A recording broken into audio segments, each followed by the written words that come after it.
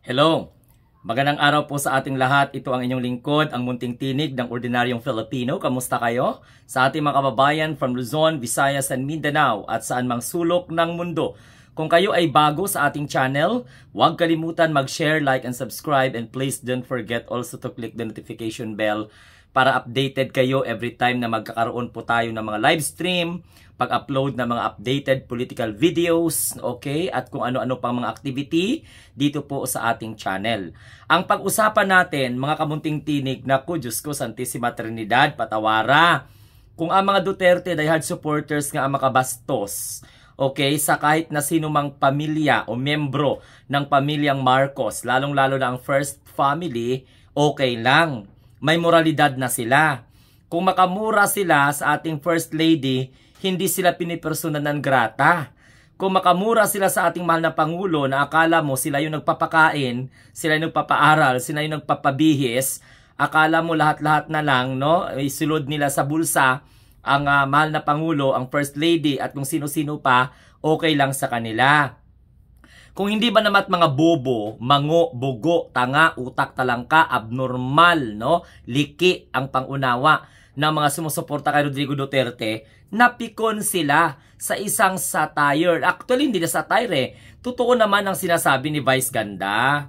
Oo, at saka comedy yun eh. Part po ng entertainment yun.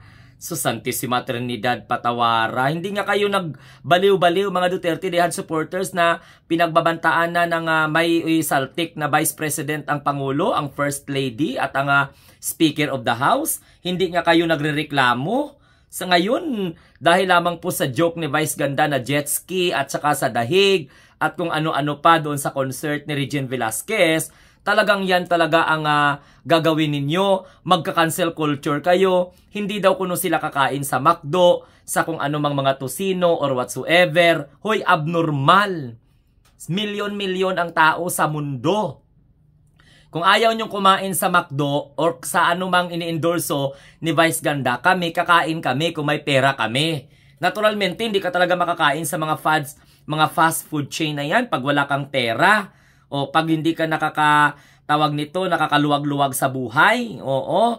Ngayon, kung ayaw ninyo at gusto nyong i-cancel, lahat na lang ng mga endorsement, mga pinagkikitaan ni Vice Ganda, problema nyo na yon. Pero ang katotohanan talaga, bobo. Lalong-lalo na yung mga nagliklara ng persona non grata kay Vice Ganda sa Davao City.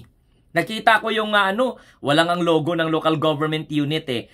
Tsaka, hello, my God, sa local government unit o sa mga opisyal ng Davao, ipasok nyo talaga yung ulo ninyo at saka yung emotion ninyo doon sa biro ni Vice Ganda. Yan talaga yung nag-trigger sa inyo para i-declare ninyo na persona non grata ang tao. Samantala, kayo nga mga bastos. Oo, ipapatay nga ni Sara Duterte ang Pangulo, ang first couple, ang speaker. Diba tingnan mo, hinahayaan na nga lang.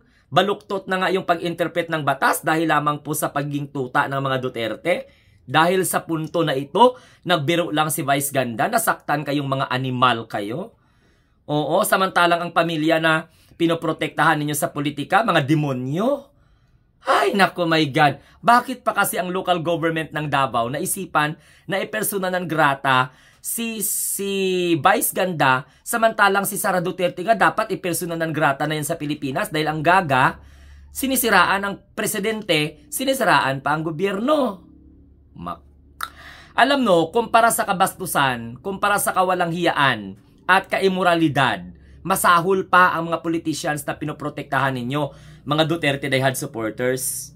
Ngayon, sabi ng mga DDS, i-boycott ang McDonald's sa Davao, i-boycott ang kinakaing tosino o bla bla bla bla, lahat na lang i-boycott ninyo.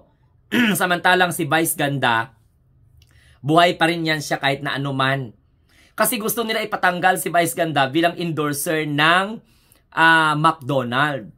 Ano naman ang kinalaman ng trabaho ni Vice Ganda bilang endorser sa kanyang political stand? Eh di mas lalong mali ang gagawin ng McDonald's yan. Alam ninyo, mga Duterte diehard supporters, magdahan-dahan kasi kayo sa pagiging malinis at sa pagiging moral. Samantalang lahat kayo immoral, nagbabanta pa nga kayo, katulad sa amin na mga sumusuporta sa Pangulo, sumusuporta sa gobyerno. sumusuporta sa House of Representatives sa pamumuno ni Speaker Martin Romualdez. Di ba? Kayo mga munting mga Duterte diehard supporters, mahiya naman kayo. Lalong-lalo na mga taga Davao, okay lang sa inyo. Hindi kayo nahiya sa mga sarili ninyo dahil lang po sa ganun, ipepersonan ng grata nyo yung tao. Di kayo nang mawawalan ng kita. Ganon kabulok, ibig sabihin, ang pinakita ng local government ng Davao ay kaipokrituhan. At kawalang hiyaan din. Lahat na lang na kumukontra sa mga Duterte at gawing biro yung mga demonyo ninyo na pamilya sa politika, ipipersona ng grata ninyo. Bakit pagmamayari ba ng mga Duterte yung Davao? Kabawasan ba sa pagkatao ng mga taga Davao kapag mayroong mag-insulto dyan sa demonyo ninyo na dating Pangulo ng Republika ng Pilipinas? Si PBBM nga, grabe nakaupo si PBBM, grabe nyo insultuhin. Si First Lady Lisa, grabe nyo insultuhin. Pinaratangan nyo kung ano-ano. Si Speaker Martin Romualdez, pinagbabantaan ni Sara Duterte'ng patayin. Si Rodrigo Duterte, grabe makamura. Grabe makabastos. Si Sara Duterte, grabe makabastos sa ating mahal na Pangulo. Pinersona ng grata ba siya ng Ilocos? Di ba? Wala. Kaya nga yung persona ng grata, hindi ko maintindihan yan eh. Hindi ko maintindihan kung ano po yung realidad, kung ano po yung klaseng pagpapahiya ni Vice Ganda sa tao, sa mga taga Davao, dahil lamang po sa pagiging joker niya at ginawa niya. Bakit si Pangulong Bongbong Marcos kasali man doon? Tama, di ba? Inuukray-ukray din ng ibang komedyan ang Pangulo. Bakit hindi nag-react ang Pangulo? Okay lang. Because that's part of entertainment industry. Kung halimbawa hindi si Vice Ganda ang nagsalita, personal ng grata ninyo. Kaya lang, init na talaga sa mga taga-suporta ni Rodrigo Roa Duterte. Nung pinagbantaan ng isang teacher ang buhay ni Rodrigo Duterte, pinakulong ni Rodrigo Duterte yung nagbanta. Tapos ang gusto ng mga DDS, ipakulong. Samantala, si Sara Duterte nagbantang patayin ng Pangulo, ang First Lady at ang Speaker, walang problema. Ngayon, ginawa namang joke si Rodrigo Duterte. Katawa-tawa naman talaga si Rodrigo Duterte kasi unang-una, hindi niya man talaga tinupad na mag-jet ski siya. Natapos na lang yung term niya, hindi naman siya nag-jet ski. Totoo naman talaga na nakakulong si Rodrigo Duterte sa dahig dahil po sa salang crime against humanity. Pagpatay sa mga inosenteng sibilyan ayon po sa kanyang kautusan, direktiba sa mga dugo at the same time madumi niya na war on drugs.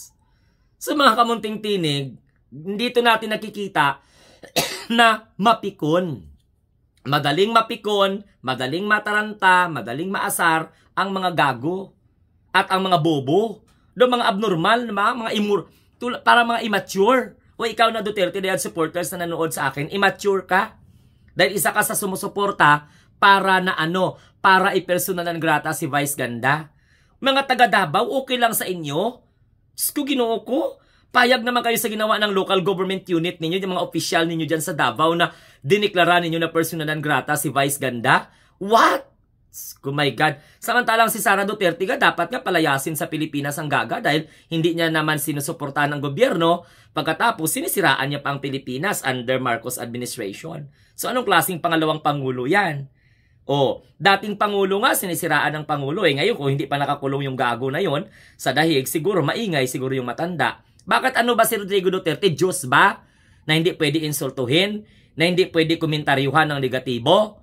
Samantalang sila nga, produkto ng negatibo na kampanya, paninira dito, paninira doon, akusasyon dito, akusasyon doon, wala namang napatunayan.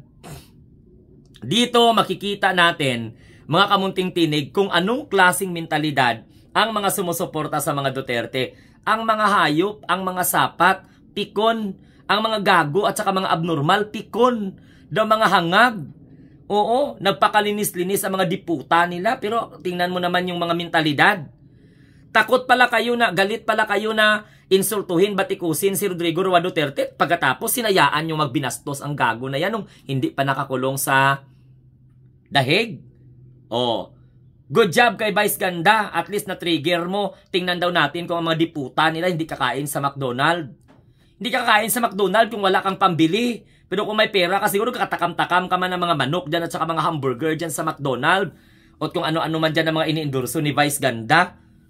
Mga kultura, ang culture bala ng mga Duterte diyan supporters sa mga hinayupak na ito, ka mga umango. Hindi ba nag-aaral ng mabuti ba? Nagpakabobo sila, nagpakamango sila, nagpaka-abnormal sila. Hoy, mga Duterte diyan supporters nga mga nanonood dito sa akin, natamaan yung ego ninyo, natamaan yung pride ninyo. Mantakin mo, i-declare nila si Vice Ganda na persona non grata ka mga abnormal, nagpagamit din ng local government unit ng Davao. Sa bagay, ang tumatayong Vice Mayor dyan at saka Mayor dyan, si Basti Duterte. Isa din sa walang kwenta din na public officials. Ang paninira lang di, tsaka patapang-tapangan, yan lang kay Tory nga, nagiging nagiging basang sisiw nga kay Tory, hindi nga sumipot sa kanilang sa kanilang match. Hay nalanggit. So mga kamunting tinig, dahil sa pikon ang mga Duterte Dead supporters, ayun, diniklara nilang persona non grata si Vice Ganda. Nakita ko, wala pang logo ang nirelease na persona non grata. Kasi ayaw nila na komentaryuhan, ayaw nila na mainsultuhan, ayaw nila gawing joke-joke. Samantala ang mga Duterte, do joke-joke lang sa politika. Mga sapat ng mga Duterte Dead supporters nga ito kahit kailan umango gid. Mga abnormal balahaw, do mga gago.